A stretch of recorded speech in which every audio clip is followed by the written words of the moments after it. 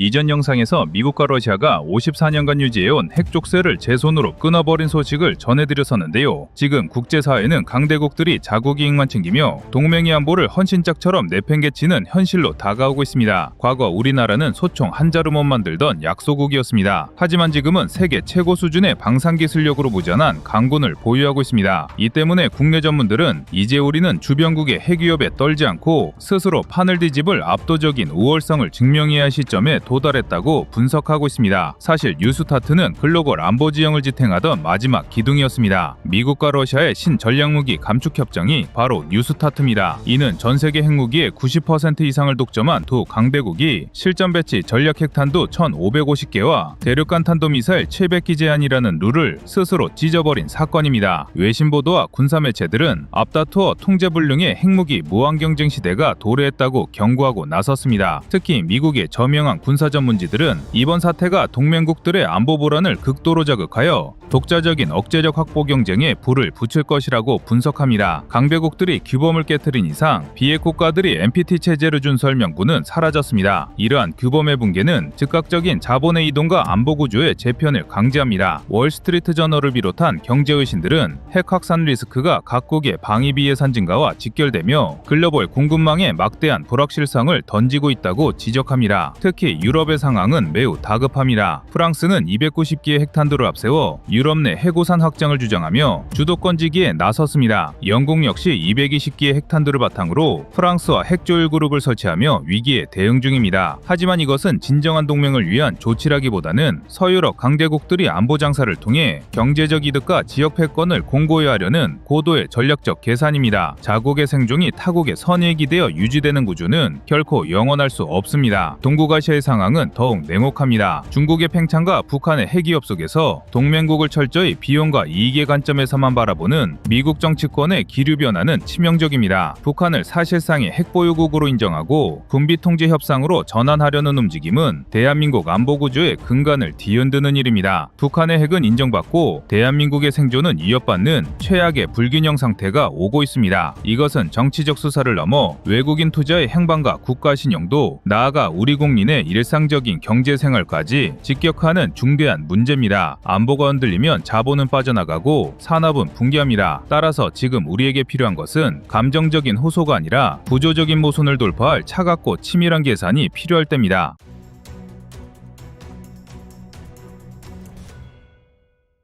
강대국들의 핵 질서가 붕괴한 현 시점에서 대한민국이 선택할 수 있는 길은 철저한 경제적 실익과 군사적 타당성을 동시에 충족하는 전략적 핵잠재력 확보입니다. 많은 사람들이 독자 핵무장을 추진하면 즉각적인 국제제재로 인해 무역 의존도가 높은 한국 경제가 붕괴할 것이라고 우려합니다. 하지만 이것은 글로벌 공급망의 현실과 대한민국의 산업 구조를 전혀 이해하지 못한 낡은 시각입니다. 현대정과 국제정치는 철저하게 돈과 생산력의 교환으로 이루어집니다. 현재 자율준영에서 대규모 재래식 무기를 제때 생산하고 공급할 수 있는 국가는 전 세계에서 대한민국이 유일합니다. 유럽의 군사 강국들은 이미 제조업 기반을 상실했습니다. 반면 우리는 K9 자주포와 K2 흑표전차 그리고 차세대 전투기 KF-21에 이르기까지 세계 최고 수준의 무기 체계를 완벽한 생산 라인을 통해 쏟아내고 있습니다. 전 세계 주요 분쟁 지역에서 K방사는 이미 미국과 나토의 안보 공백을 메우는 핵심적인 안전판 역할을 수행 중입니다.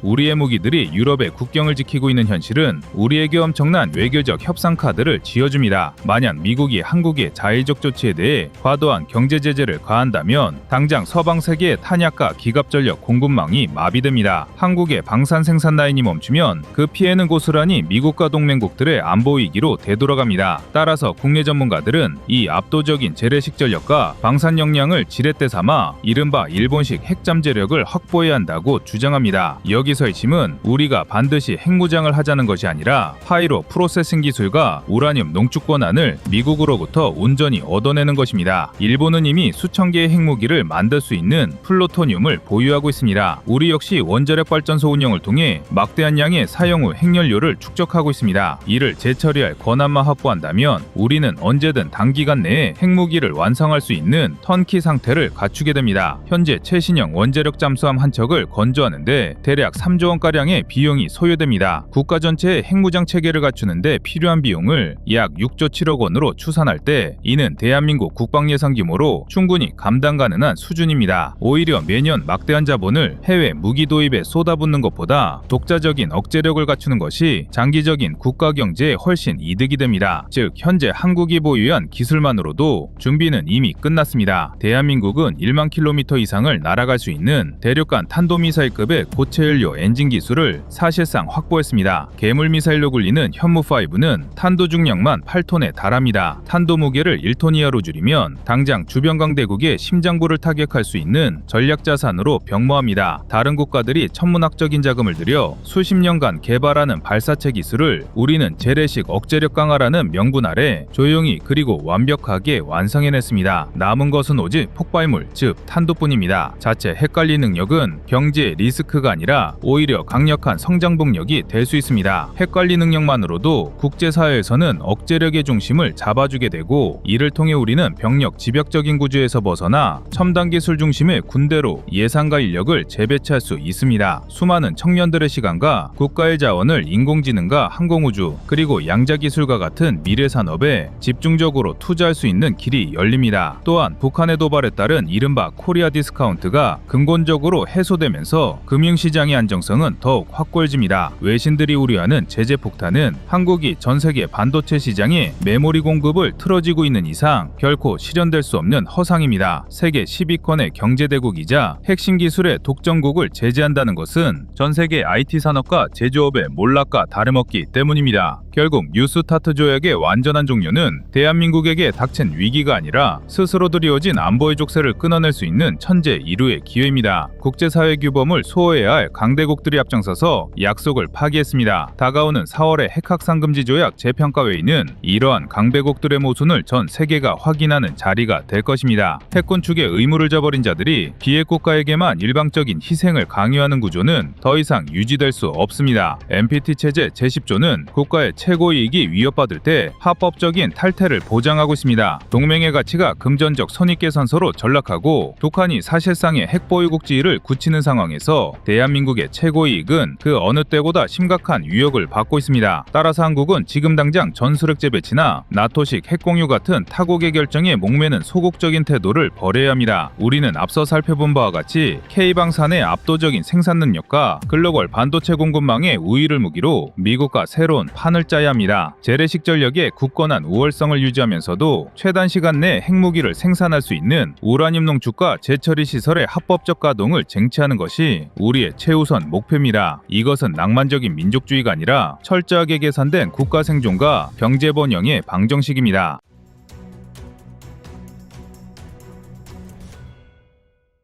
다음은 26년 1월 29일 한국 무력으로 중국 서해구조물 이전 영상입니다. 이건 세계 해전사에서 유례를 찾을 수 없는 기적입니다. 남중국해를 보십시오. 필리핀도 베트남도 중국이 말뚝 박으면 그걸로 끝이었습니다. 하지만 대한민국은 달랐습니다. 다들 중국 눈치 보며 숨죽일 때 오직 우리만이 당장 나가라고 외쳤고 실제로 쫓아냈습니다. 중국의 무자비한 팽창이 역사상 최초의 후퇴. 이걸 해낸 건 전 세계에서 오직 한국뿐입니다. 단순한 철수가 아닙니다. 한국이 중국의 멱살을 잡고 흔들 수 있는 유일한 진짜 강국임을 만천할 증명한 역사적 쾌거 겁니다. 다들 알고 계시겠지만 서해는 단순히 물고기 잡는 바다가 아닙니다. 세계에서 가장 조용하지만 가장 치열한 잠수함과 레이더의 격전지이자 수도 서울의 턱밑을 겨누는 비수와 같은 곳입니다. 그런데 이 앞마당에 중국이 2018년부터 슬그머니 말뚝을 박기 시작했습니다. 그들은 이걸 연어 양식장이라고 불렀습니다. 하지만 군사 전문가들은 다 알고 있었습니다. 물고기 밥 주는 곳에 고성능 레이더와 수중 센서가 왜 필요하겠습니까? 이것은 명백히 대한민국 해군의 움직임을 24시간 감시하고 서해 해양 데이터를 훔쳐가는 유령 요새였습니다. 그런데 2026년 1월 27일 놀라운 일이 벌어졌습니다. 절대 물러서지 않을 것 같았던 중국이 그 거대한 강철 구조물을 스스로 뜯어내기 시작했습니다. 이재명 대통령이 중국의 철수를 예고한 지 정확히 20일 만에 벌어진 일입니다. 중국의 계부는 기업의 자율적 결정이라며 애써 태연한 척하고 있지만 우리는 그 이면에 숨겨진 진짜 이유를 파헤쳐봐야 합니다. 덩치 큰 중국이 그것도 영토 문제에 있어서는 한치의 양보도 없던 그들이 왜 하필 지금 한국의 요구에 맞춰 구조물을 옮기는 걸까요? 이것은 단순한 외교적 제스처가 아닙니다. 한국군의 탐지 자산과 대중국 압박 전략이 중국의 회색지대 전략을 물리적으로 밀어낸 현대 해전사에서 보기 드문 쾌거이자 치열한 수싸움의 결과물입니다. 이 사건을 두고 해외 군사 전문지들의 반응은 뜨겁다 못해 대일 지경입니다. 미국의 유력 안보 매체인 디펜스 뉴스와 지정학 분석지 더 디플로맷의 최근 논조를 분석해보면 이번 사태의 본질이 명확해집니다. 외신들은 이번 중국의 구조물 철거를 두고 한국형 A2AD, 즉 반접근 지역 거부 전략의 승리라고 평가하고 있습니다. 통상적으로 중국은 남중국해에서 필리핀이나 베트남을 상대로 인공섬을 짓고 군사 기지화하는 일명 양배추 전략을 구사해왔습니다. 겹겹이 포위해서 상대가 지쳐 떨어져 나가게 만드는 전술인데 이 방식이 서해에서는 통하지 않았다는 것을 중국 스스로 자인한 꼴이 되었습니다. 미 해군연구소의 분석관들은 중국이 설치한 이 관리 플랫폼이 사실상 고정형 소나 시스템의 허브 역할을 했을 것으로 추정해왔습니다. 잠수함이 다니는 길목에 고정된 청음기를 박아두면 우리 잠수함이 언제 출항하고 어떤 스크류 소음을 내는지 데이터베이스를 축적할 수 있기 때문입니다. 그런데 외신들은 한국 정부와 군 당국이 이 구조물의 군사적 전형 가능성을 집요하게 파고들며 이를 무력화할 수 있는 대응 수단을 중국 측에 은연중에 내비쳤을 가능성에 주목하고 있습니다. 즉 중국 입장에서는 이미 한국군에게 위치가 다 털리고 전자전으로 무력화될 수 있는 깡통 구조물을 유지하느라 외교적 마찰을 빚느니 차라리 빼는 신용을 하며 실리를 챙기는 계산을 했을 거란 분석입니다. 특히 주목해야 할 점은 로이터 통신이 인용한 군사 전문가의 발언입니다. 한국은 중국의 살라미 전술에 말려들지 않은 유일한 아시아 국가라는 평가가 나오고 있습니다. 중국의 살라미 전술은 마시는 소시지를 얇게 썰어 먹듯 도발을 아주 잘게 쪼개 상대가 눈치채지 못하게 야금야금 영역을 점식하는 중국의 교활한 전략입니다. 처음에 민간어선, 다음엔 양식장, 결국엔 군사기지를 알박기에 대응할 명분조차 뺏어버리죠. 가랑비에 옷 젖듯 서해를 통째로 삼키려던 그들의 검은 속내가 바로 이겁니다. 이처럼 중국은 다른 여러 나라들의 영해를 야금야금 잠식해 들어오는 전술을 과거부터 쓰고 있습니다. 그런데 한국은 서해 잠정조치 수역이라는 애매한 구역에서도 해양 경계획정 협상과 연계하여 강력한 철거 요구를 밀어붙였습니다. 이는 세계 구조물 중 가장 핵심인 관리 플랫폼을 타깃으로 삼았다는 점에서 매우 전략적이었습니다. 관리 플랫폼은 전력을 공급하고 데이터를 송신하는 뇌에 해당합니다. 뇌를 뽑아내면 남은 양식시설 2개는 그저 껍데기에 불과합니다.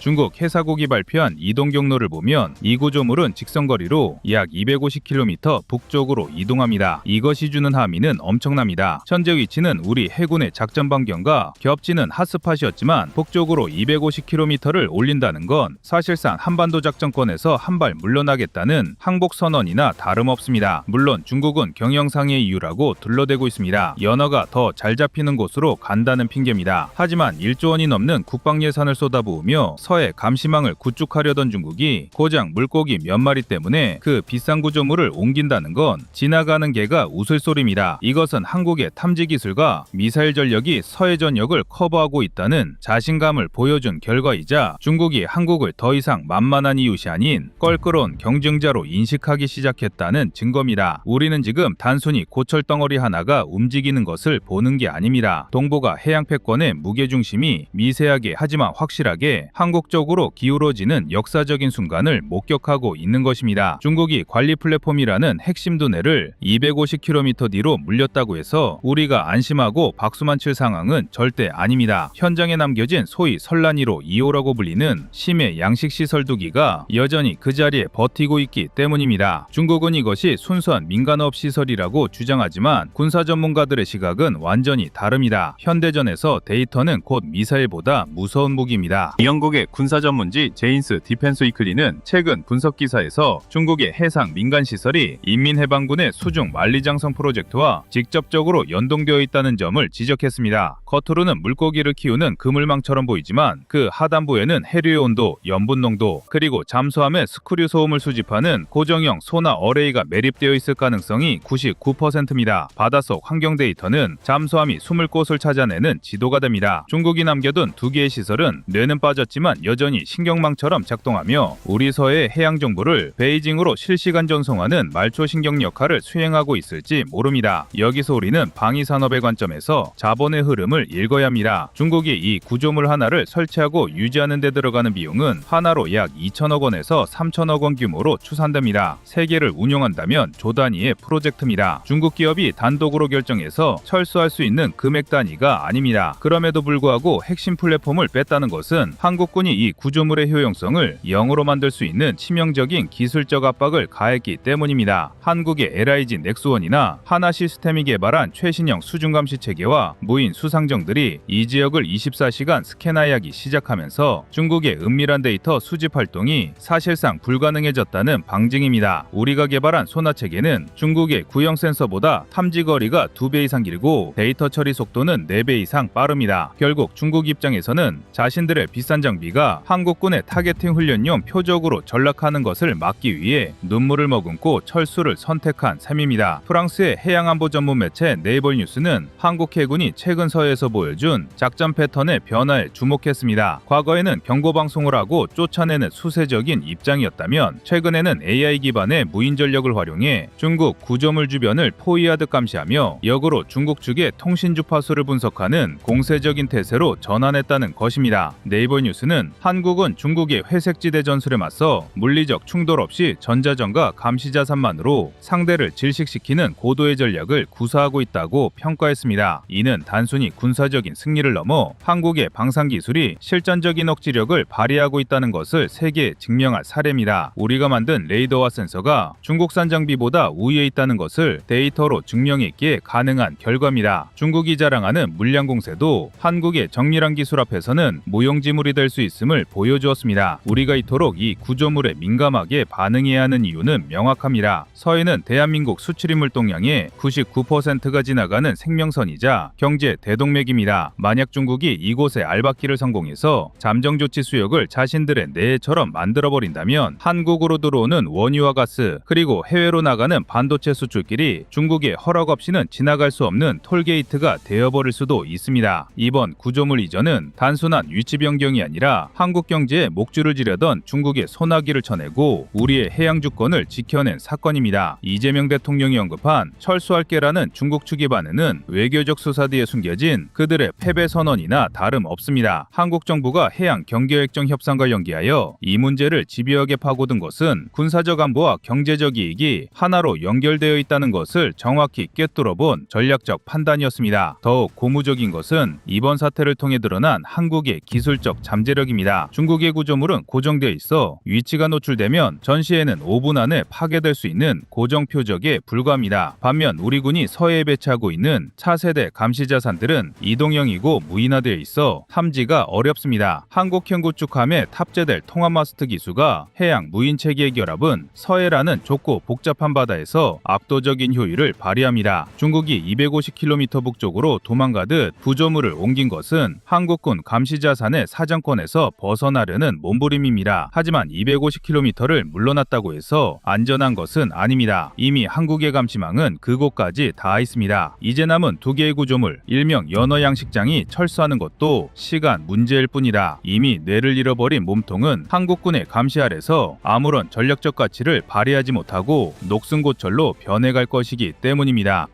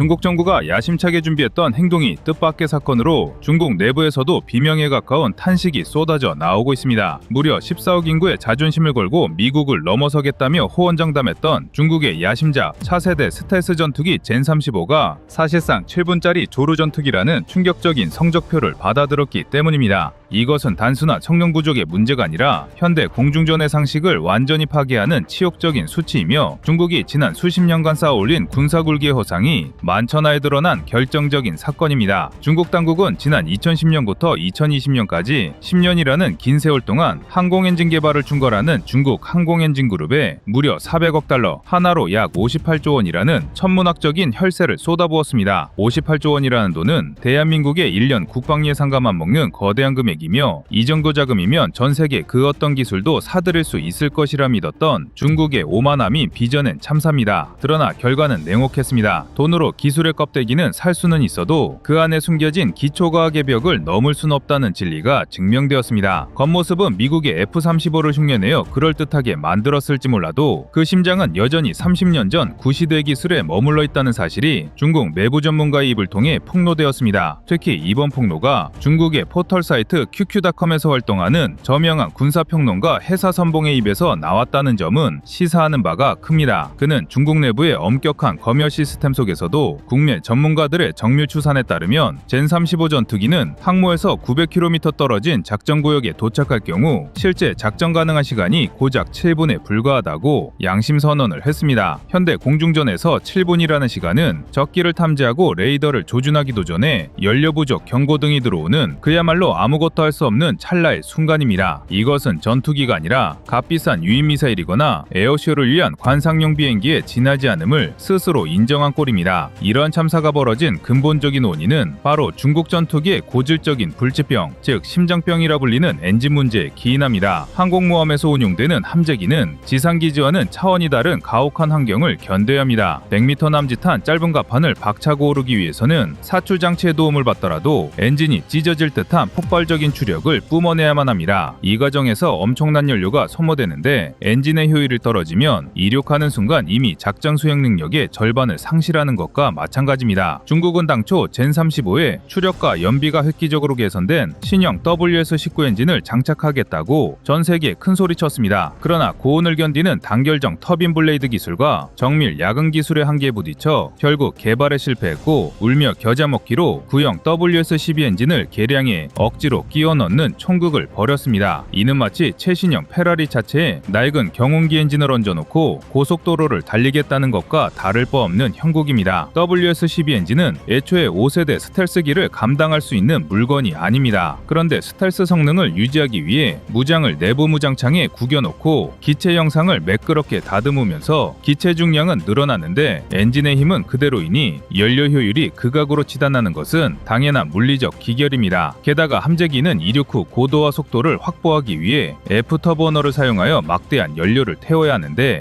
효율이 떨어지는 구형 엔진은 이 과정에서 연료를 물쓰듯 낭비하게 됩니다. 결국 900km를 날아 작전구역에 도착했을 때는 이미 돌아올 연료를 걱정해야 하는 처지가 되는 것입니다.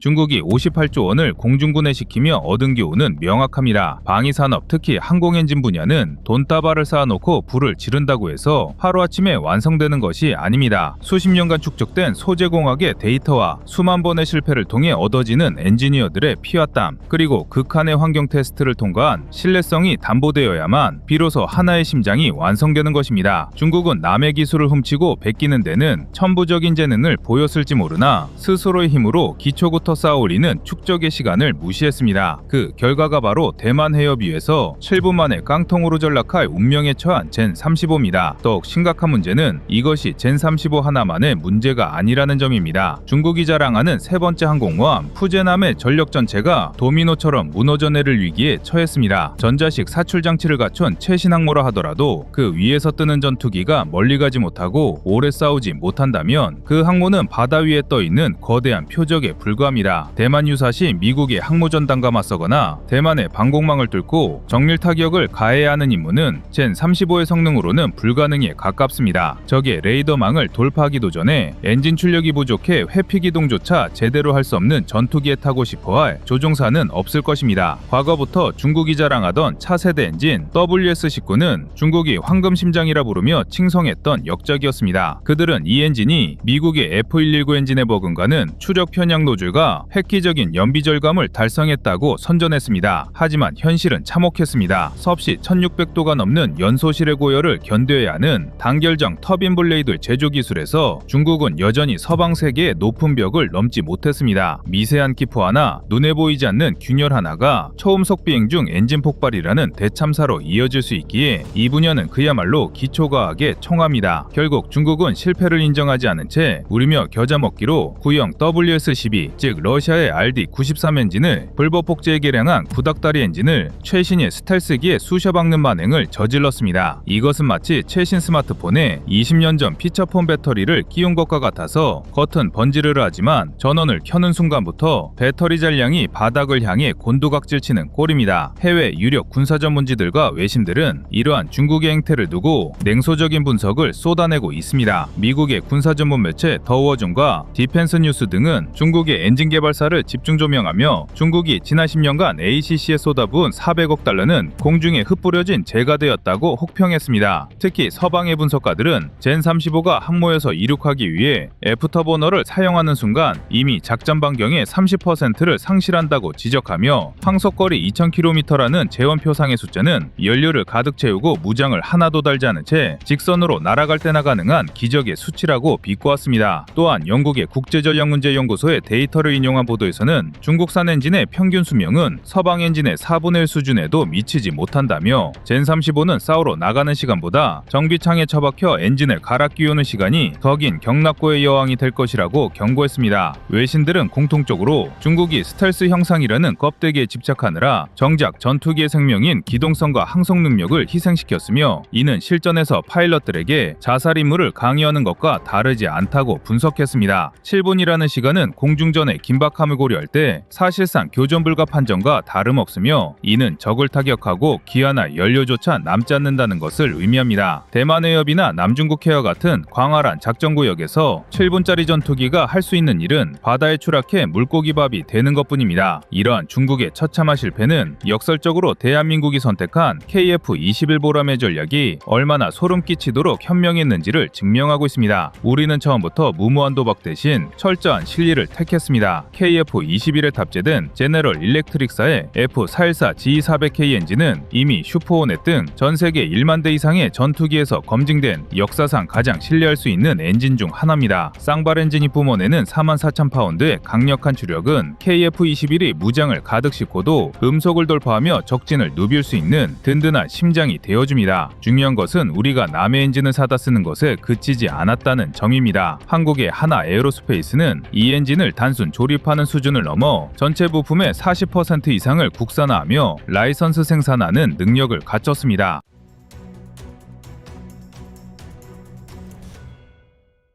다음은 26년 1월 8일 폴란드 KF-21 최대 80대 구매한다 영상입니다. 최근 폴란드 내 언론에서 우리 관심을 집중시키는 보도가 나왔습니다. 해당 기사의 핵심은 이러한데요. 이제 폴란드가 KF-21을 사느냐 마느냐의 문제는 사실상 끝났고 몇 대를 사느냐가 관건이라는 보도입니다. 이 문장이 과장처럼 들리신다면 최근 폴란드 언론이 KF-21을 다루는 방식부터 다시 보셔야 합니다. 예전처럼 가능성이나 관심이라는 단어로 둘러대지 않습니다. 실전 배치 시점, 블록별 가격, 납기 속도, 그리고 자국 산업이 어디까지 들어올 수 있는지를 숫자로 따지기 시작했습니다. 이건 무기 소개가 아니라 사업 검토 단계에서만 나오는 언어입니다. 폴란드가 이미 KF-21을 선택지 목록의 위쪽에 올려두었다는 신호입니다. 포르사를 비롯한 폴란드 주요 매체가 주목한 지점은 단순하지 않습니다. 2026년 실전 배치라는 일정, 블록원 기준 대당 약 8,300만 달러, 현재 환율 기준으로 약 1,100억 원 수준의 가격,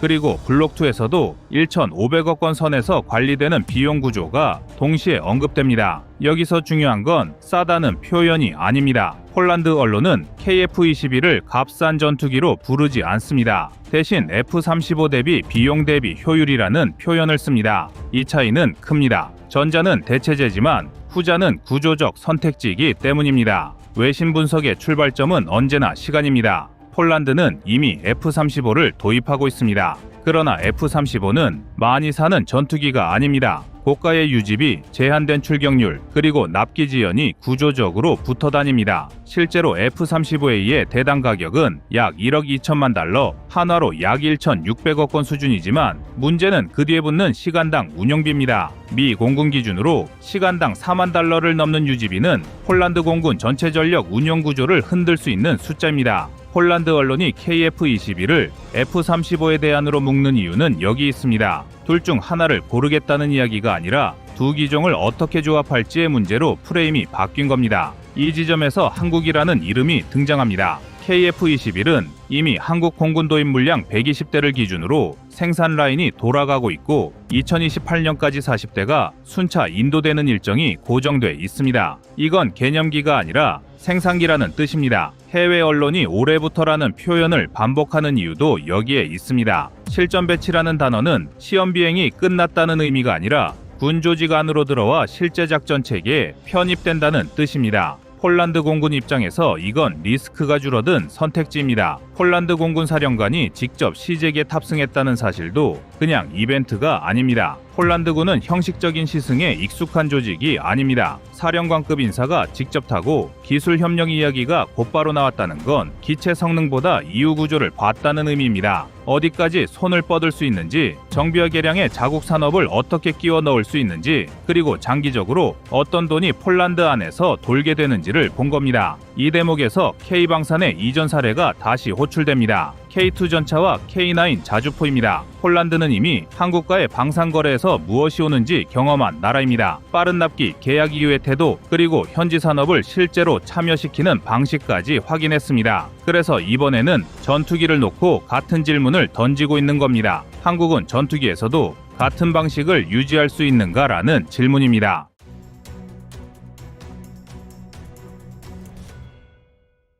KF-21이 폴란드 언론에서 주목받는 진짜 이유는 세대 논쟁이 아닙니다. 4.5세대냐 5세대냐의 싸움은 이미 끝났습니다. 대신 앞으로 20년간 공군 전력을 어떤 구조로 가져갈 것인가 라는 질문으로 이동했습니다. 블록2에서 공대지 능력이 강화되고 블록3에서 스텔스 성능을 끌어올릴 수 있는 구조, 그리고 기체를 갈아엎지 않고 소프트웨어와 무장 통합으로 진화시킬 수 있는 설계가 폴란드의 계산표 위에 올라가 있습니다. 이건 한국 입장에서도 중요한 장면입니다. KF-21은 더 이상 국내 대체 사업이 아닙니다. 폴란드 언론의 분석 방식은 한국 방산이 이제 어떤 위치에 서 있는지를 그대로 보여줍니다. 기술을 증명하는 단계는 끝났고 이제는 선택의 결과가 경제와 산업으로 돌아오는 국면에 들어섰다는 신호입니다. 폴란드 활주로에서 KF-21이 이륙하는 장면은 단순한 수출 성공이 아닙니다. 그 순간부터 돈의 흐름과 기술의 방향이 바뀌기 시작합니다. 그리고 그 변화는 생각보다 우리 생활 가까이에서 체감되기 시작할 가능성이 큽니다. 폴란드가 KF-21을 바라보는 시선에서 가장 흥미로운 지점은 기체 성능이 아니라 구매 구조입니다. 폴란드는 이미 F-35A를 32대 도입하는 계약을 체결했지만 이 숫자는 제공권을 완성하는 숫자가 아닙니다. 미 공군과 나토 내부 분석에서도 5세대 전투기는 핵심 축이지 전체를 채우는 수단이 아니라는 평가가 반복됩니다. 실제로 폴란드 공군이 운용 중이거나 도입을 확정한 전투기 전력을 합산해보면 미그-29와 수호이-20이 퇴역 이후 생기는 공백을 메우기 위해 최소 80대 이상이 추가로 필요하다는 계산이 나옵니다. 이 공백을 F-35로만 채울 경우 기체 가격 약 1,600억 원, 시간당 운용비 약 5천만 원 수준의 부담이 누적됩니다. 이 구조는 폴란드 국방 예산의 증가 속도를 넘어섭니다. 그래서 폴란드 언론이 반복적으로 언급하는 단어가 조합입니다. 고가의 스텔스 전력과 다수 운용이 가능한 전력을 어떻게 섞느냐의 문제입니다. 이 지점에서 KF-21이 들어옵니다. KF-21 블록 1은 제공권 임무에 집중된 구성으로 설계되어 있고 한국 공군 기준으로도 출격률과 정비 주기를 중시한 기체입니다. 기체 단가 약 1,100억 원, F-35 대비 약 30% 낮은 도입 비용, 그리고 더 중요한 건 유지비 구조입니다. 한국 공군 내부 자료와 국회 보고를 종합하면 KF-21의 시간당 운용비는 F-35의 절반 이하로 관리되는 것을 목표로 설계됐습니다. 폴란드 입장에서는 같은 예산으로 더 많은 출격을 확보할 수 있는 선택지입니다. 여기서 폴란드 국영방산그룹 PGZ가 움직이기 시작합니다. PGZ-4나 WGL-2가 언급된 이유는 단순 부품 조립 때문이 아닙니다. 폴란드는 이미 FA-50 도입 과정에서 정비와 후속 지원 체계를 자국 내로 끌어오는 경험을 했습니다. FA-50은 대당 약 500억 원대 기체지만 그 이후 정비 인력 양성, 부품 공급, MRO 체계 구축을 통해 폴란드 내부에 고정적인 일자리를 남겼습니다. KF-21은 이 규모가 다릅니다. 기체 가격이 2배 이상이고 프로그램 수명이 30년 이상으로 잡혀 있습니다. 만약 48대에서 60대 수준의 KF-21이 도입될 경우 단순 계산으로도 수조 원 규모의 후속 유지비가 폴란드 안에서 순환하게 됩니다. PGZ가 눈독을 들이는 이유가 명확해집니다. 이 대목에서 한국 방산이 가진 진짜 무기가 드러납니다. KF-21은 완성된 물건을 그대로 넘기는 전투기가 아닙니다. 시간이 흐를수록 더 강해지는 구조를 처음부터 설계한 플랫폼입니다. 블록 2에서 공대지 능력이 열리고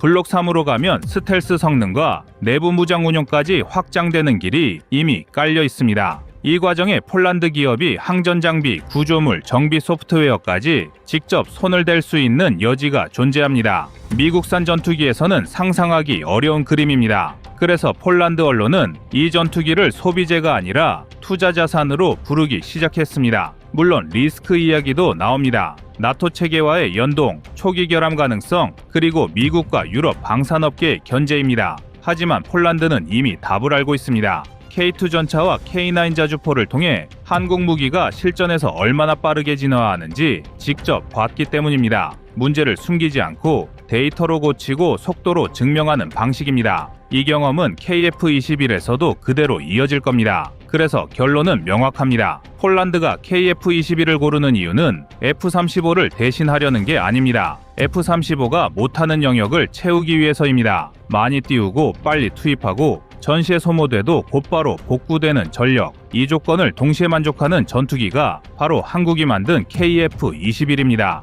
이제 폴란드는 묻지 않습니다. 살 것이냐가 아니라 몇 대를 들여오느냐를 계산하고 있습니다.